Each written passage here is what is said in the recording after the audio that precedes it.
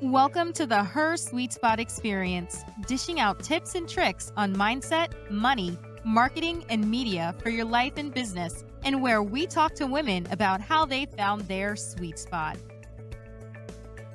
Hey, SuiteMates, it's me, Marsha Guerrier, founder of Her Sweet Spot and the host of the Her Sweet Spot podcast, where I bring you amazing guests and tips and tricks, what I like to call the sweet tea in mindset, money, marketing, and media.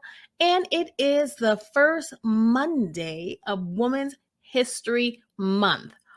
I'm so excited to really get into and talking about why we celebrate History Month and just a little tidbit of some of its origin. If you guys have been seeing all the events and you kind of maybe didn't know where it came from, you're celebrating Women's History Month. I think sometimes we often get to celebrating things and kind of don't know where it come from, where it started, where it originated from. And I just wanted to drop in today on today's first Monday of Women's History Month.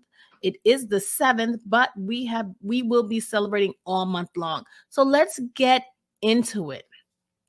Women's History Month is a celebration of women's contributions to history, culture, and society, and has been observed annually in the month of March in the United States since 1987, where it originated. We'll talk about that in a second.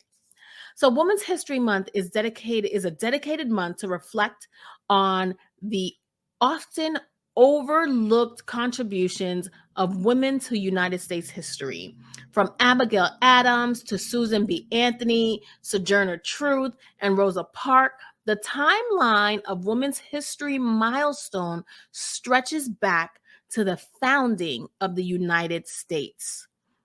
According to History.com, the actual celebration of Women's History Month grew out of a week-long celebration of women's contributions to history, to culture, history, and society organized by the school district of Sonoma, California in 1978.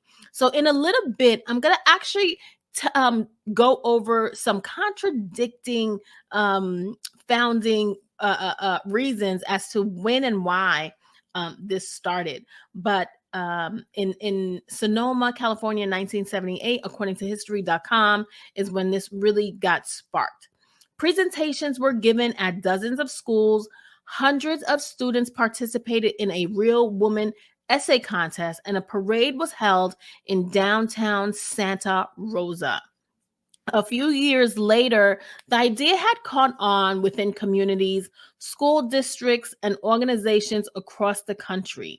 And in 1980, President Jimmy Carter issued the first presidential proclamation declaring the week of March 8th as National Women's History Week.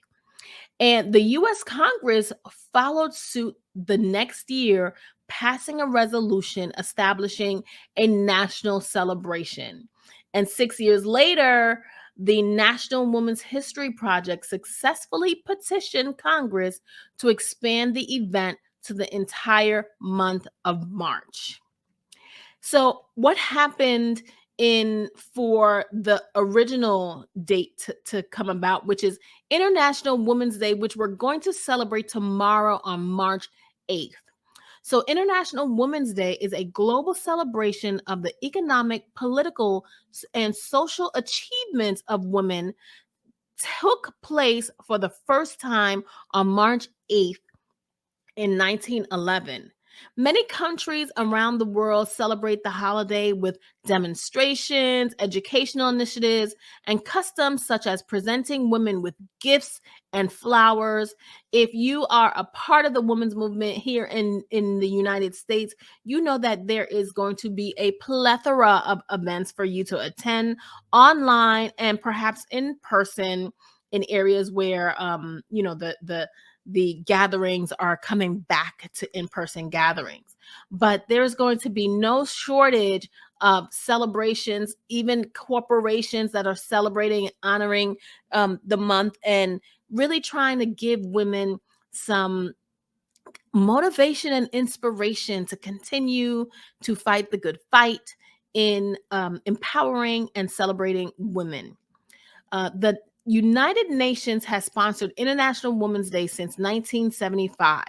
When adopting its resolution on the observance of International Women's Day, the United Nations General Assembly cited the following reasons: to recognize the fact that securing peace and social progress and the full enjoyment of human rights and fundamental freedoms require the active participation, equality, and development of women, and to acknowledge the contributions of women to the strengthening of international peace and security. I find that so fascinating that, even back then in 1975, I was already a baby. I was already born at that time. And to think that the world, I know we have so much further to go right now in equality for women and Black women and women of color in general. But to think that we weren't even recognized as that they needed to state we need to enjoy human rights, that human rights did not include women, that human rights were only seen as something that men could be privileged to me, that is absolutely mind-blowing.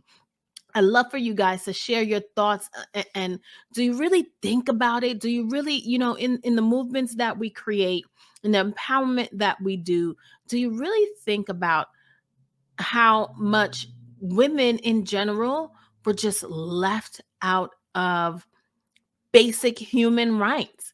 And we had to actually fight the same way Black people are fighting today for Black lives. We had to fight for women's lives. It is so mind blowing to me every time I enter a space in a conversation where we have to remember these facts. And honoring this month and having this month is a good way to help us remember where we've come and how far we've come in getting access to basic human rights, right?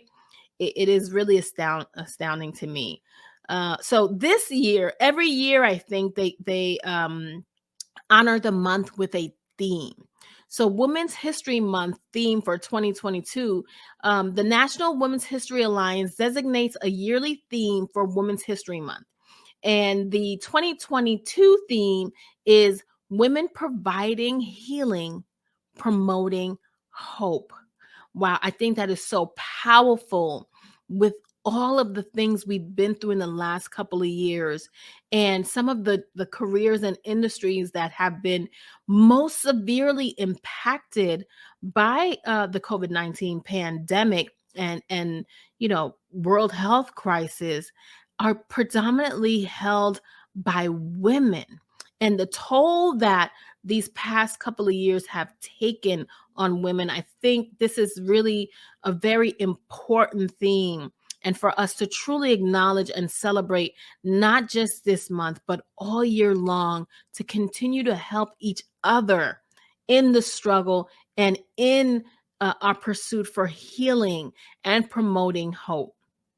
This theme is both a tribute to the ceaseless work of caregivers and frontline workers during this ongoing pandemic, and also recognition of thousands of ways that women of all cultures have provided both healing and hope throughout history. I am reminded of so many women in my personal life that have been right at the forefront of providing me with healing and me with hope, to know that women can advance, women can get a seat at the table, teaching me how to have hope, to continue to fight, to be the founder of Her Sweet Spot and empower and encourage women, especially women of color, to not only lead with dignity, but lead and impact their lives and their communities. I think it is so remarkable what women can do, what women do when we get together, because together we go a lot further. I want to read now, and I want to share with you guys what I found from the census. According to the census.gov, National Women's History Month traces its roots to March 8th in 1857. So way further back, when I said that did the era and said started with 18, it's because of this last thing that I read, which dates back, tracing its roots starting with International Women's Day, the March 8th date, but in 1857, when women from various New York City factories staged a protest over poor working conditions. I don't know if you've read many of the history, but I certainly do recall learning about women that were staging protests over poor working conditions and some of the horrific things that women had to go through back in the day when working jobs that were deemed solely for women, and again not giving some basic human rights as they were working in factories, making what I say rich white men even richer, right? Even in the 1800s we have been doing this, just that. And you know, it amazes me that we continue to do that and continue to get neglected in so many ways.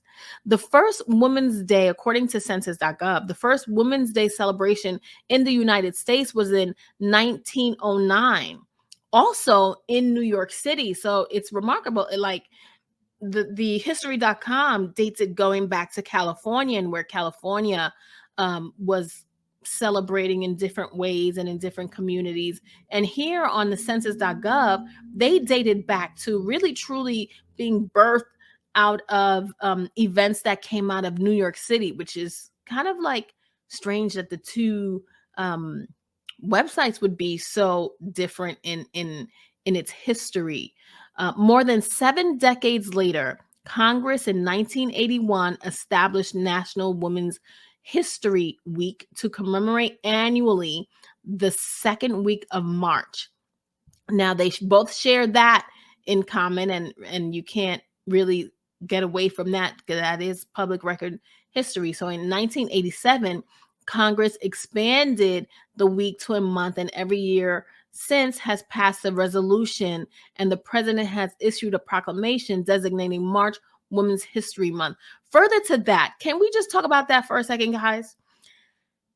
Every year, they have to pass a resolution to continue designating March Women's History Month. Now, I don't know, and I'm just saying this really because I truly don't know. Do we have to do that every year for everything? Are we redesignating Black History Month? Are we redesignating other holidays, national holidays that are celebrated in this country? If y'all know, somebody please leave me a comment. Let me know if this is customary that Congress has to pass resolutions every year for holidays. I find that to be truly interesting in my research when I read this, and that stuck out to me, that every year since has passed a resolution. So if we come upon a president that might say, screw women, and we're not passing this resolution, much like what some of the debates are happening with things like Roe versus Wade and abortion and things like that.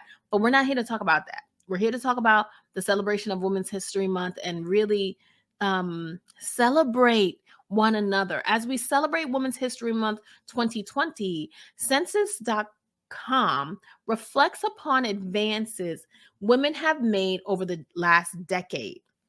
Women have increased their earnings, education, and fields of occupation, and continue to have longer average lifespan than men.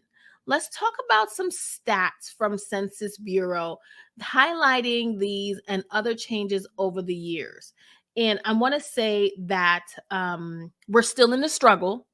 By no means these stats that I'm going to read to you now are any reflection that it's over. We have to continue to fight the good fight in order to have women, and all women, all colors, and more especially women of color that are often left behind. We appreciate the public's cooperation in helping us measure America's people, places, and economy, says the Census Bureau. And some of these results came from the survey that they did in 2019 called the 2019 American Community Survey, 5-year estimates. So let's talk about these numbers. 164.8 million. That's the number of females of all ages in the United States. There were 159.9 male of all ages in the United States. So in 2019, at least, there were more women than they were men in the United States of all ages. Where they rank in terms of age groups, I'm not quite sure. The survey does not state. The next stat we'll get into, 2-to-1, is the approximate ratio of women to men ages 85 and older, 4.1 million to 2.2 million in the United States. So again, it shows you that there are more women represented at the elder age in this country than there are men.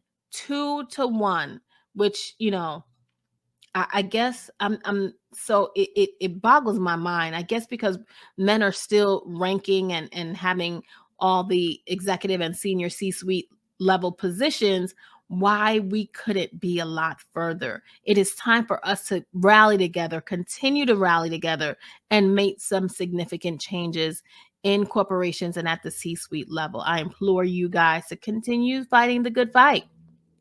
The next stat is 20.7%. In 2019, the percentage of women 25 and older with a bachelor's degree as their highest degree, while 19.9% of men had a bachelor's degree as their highest degree. Again, these are stats we have always said. We continue to say, and you've heard me say before, women have higher degree of education. We seek education in order to kind of wave the flag of our value to show how much we are qualified for the jobs, the companies, the businesses that we're running. And men don't seem to, go after those higher degrees as much as we do. It's a slight number, it's a slight difference, but again, it highlights the way women think and the way we know that we have to show up with these higher degrees. We have to show up educated. And even still, we're not being considered for roles and positions and are not taken seriously as CEOs of our own companies. But still in all, it highlights here in this survey done by the Census Bureau that women are more educated than men. The next stat and the final stat is 80.8% women's median earnings as a percentage of men's median earnings for full-time work. Year-round workers 16 years of older. So that again highlights the disparities in our pay gap, in our wage gap. And it's important that, guys, we continue to help each other rise, right? We honor women this month in order to really highlight all the women that have helped us in all industries, in all areas of life to truly be the shining lights and examples for the women empowerment movement, for women's liberation, for feminism. This is our time to say, we are here. We'll continue to fight the good fight.